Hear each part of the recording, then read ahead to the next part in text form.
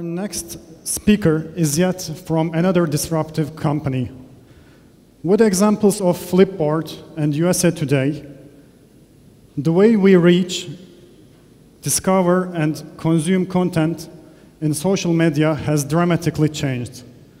Medium.com also has a big part in this change. We are going to listen the design story of Medium from Head of Design, Dustin Senos.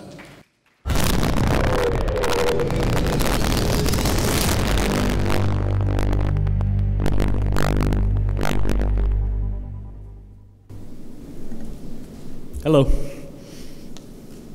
Let me get my notes. I am super excited to be here talking about design, one of my favorite things to talk about, with a room full of people that love design. So thank you for having me. And this is my first time in, let's see the clicker work, Turkey, in Istanbul, and that's me jumping up on the right over there, having fun on top of the Grand Bazaar. Khan from Atda was nice enough to tour me around. You have an absolutely gorgeous and very inspiring city. I loved seeing all the street art and all the history.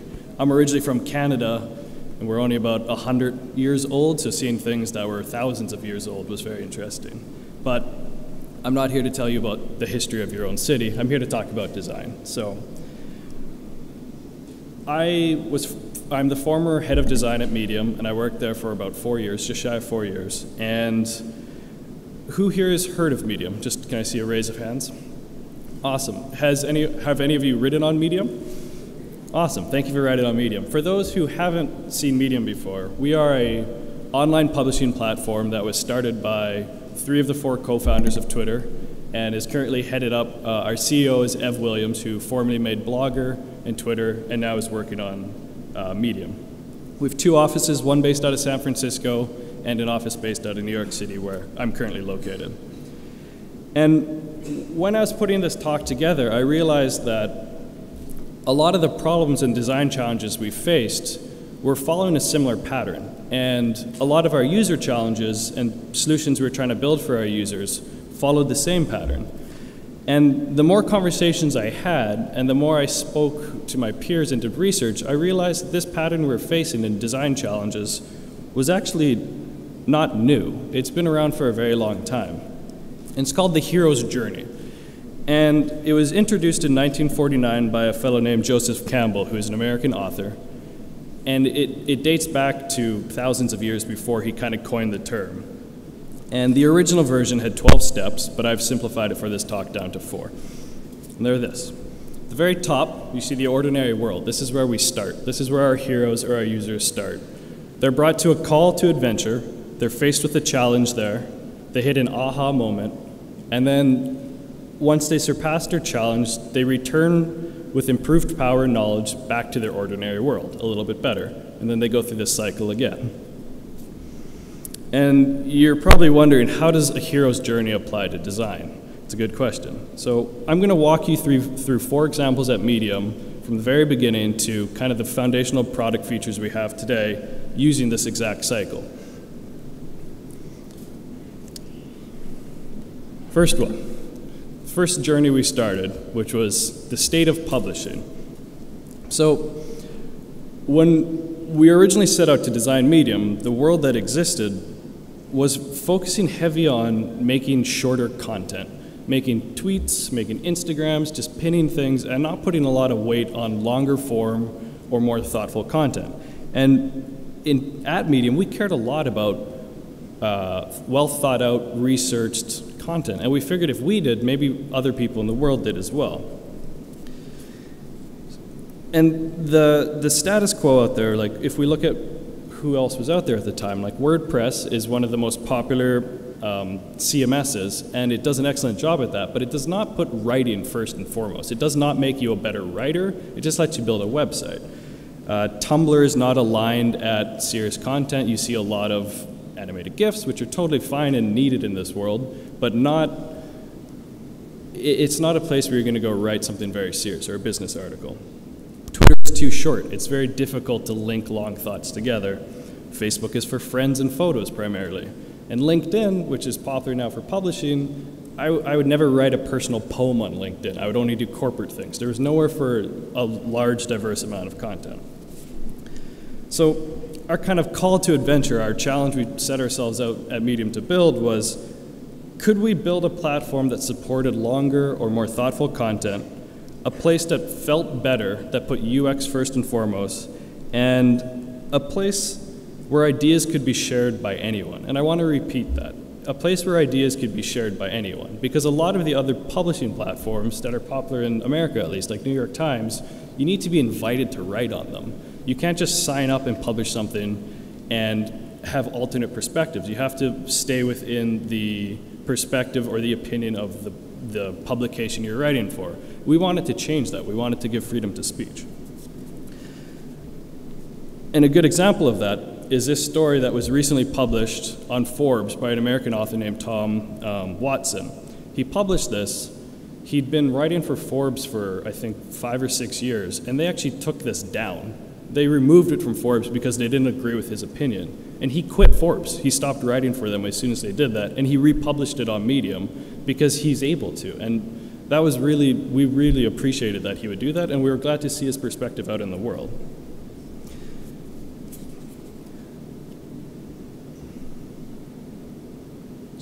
So our aha moment was, what if we, from a visual side, what if we take the typical looking blog or website, which will have a graphic across the top and navigation, content, probably ads, and links on the side, and what if we truly just changed it to be content first? Let the content shape the design. And this was interesting because there's actually not much design work on Medium itself. Most of the design is the content that you upload, the way you format your text. We don't have themes, we don't have type choices, and those are all purpose decisions to get out of the way of writing. And we built a very basic version of this internally, and it just felt right. We were noticing that we were writing things we wouldn't write elsewhere, and I think it was because it gave the words the room they needed to breathe. And we also realized that long form or serious content's not dead. People were writing, I think the company was about 9 people at the time, people were writing longer stuff in this platform than what they were tweeting, so that was really reassuring to us. And our gut feeling that content-first design was actually working. So the second journey I'm going to take us on is the writing experience. So now that we have a simple reading experience that just put content first, we took a look at the state of the world for writing. And this might look familiar to you. This is TinyMCE, which is one of the most popular ways to input text. And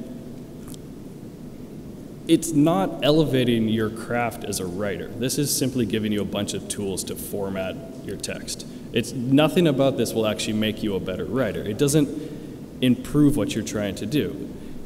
And it's focused on features. This is very similar to WordPress. They're focused on features, they're not actually focused on writing. And the more features and options you give someone, the more likely they are going to get distracted. And I think Instagram is a great example of this. It has very few filters that are not as powerful at all as what professional photographers need, but because of that, it's less powerful for some people, but much, much more powerful for many and more appropriate for many people, and it elevates their craft. And we try to do the same thing with writing. So as it stands today, the Medium editor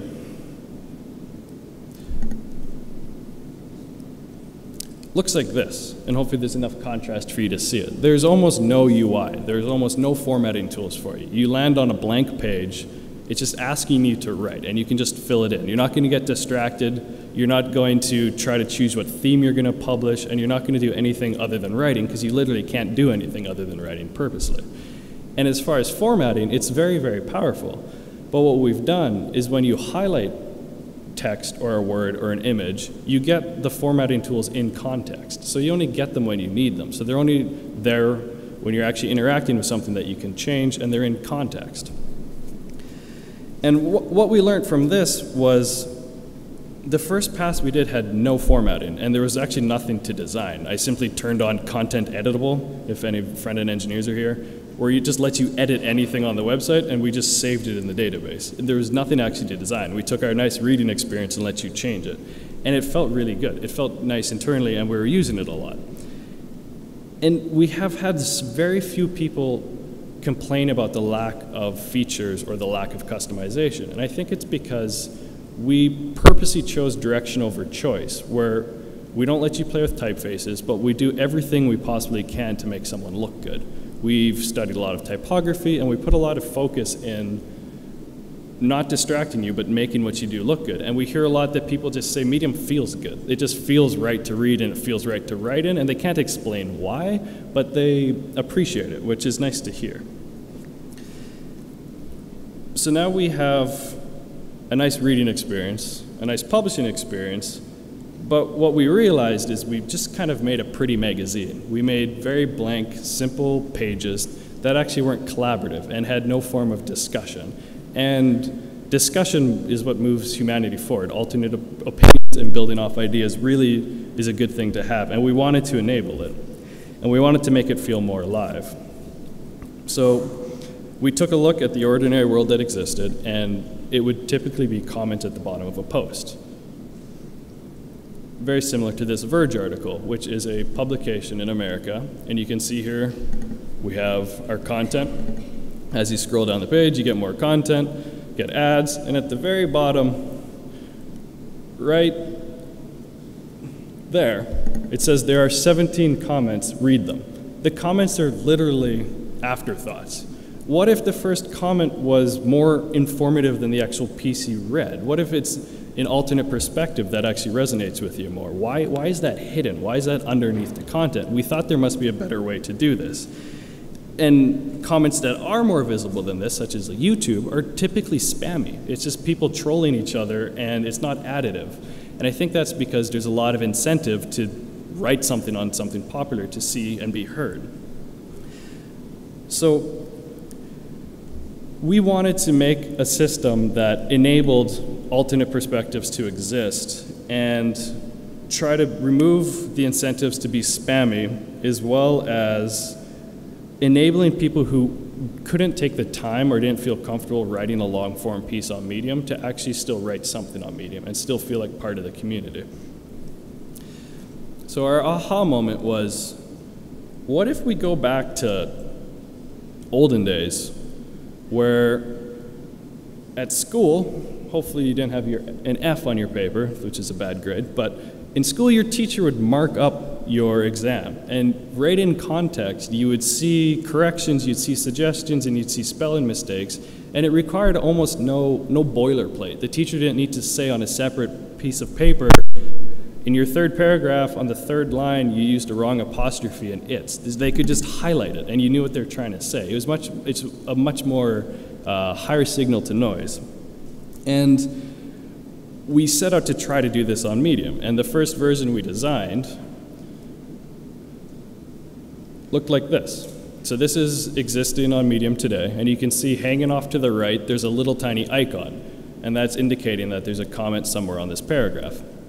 If you click on that, the content moves to the side, which makes the comment actually the focus of what you're looking at. And you can see here that Stuart has highlighted the words tiny speck and said, the company name has since changed to Slack. He doesn't need to explain anything more than that, and it's much more efficient. And we notice a lot more people offering spelling mistakes and helping each other write, which was not something we were expecting. We also made the comments private by default, so the author actually needs to turn them on. And we went back and forth on that a lot because we believe in freedom of speech and we didn't want to hide alternate opinions. So what we actually do is if you are following me or I'm following you on Medium and I leave a comment on a piece, you'll actually see it, even if the author hasn't made it public yet. So it kind of stays within your network. And that was important for authors because they take a lot of time to write these pieces and they don't want people marking them up. They put their heart and souls into these articles. If there's a whole bunch of people swearing on it or something like that, they're going to turn away from Medium. So it was important to do that. And very recently, we mimicked the Kindle behavior, where now you can actually just highlight a string of text, and save it for later. And this tells the author that you found this interesting, or you liked it, or this part resonated with the author, and you can actually refer to it in a later date.